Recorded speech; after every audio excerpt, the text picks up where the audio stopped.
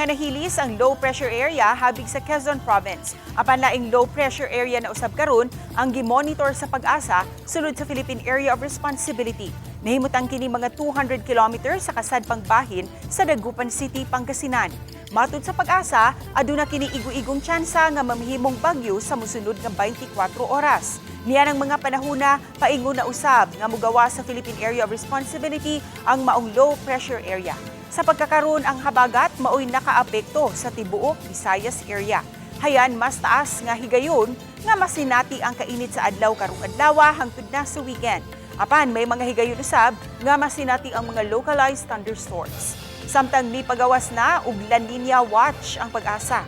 Human masuta sa ilang pagtuon nga 55% kining masinati sugod sa buwan sa Setyembre hangtod sa Nobyembre o kaha sugod Oktubre hangtod Disyembre karong tuiga.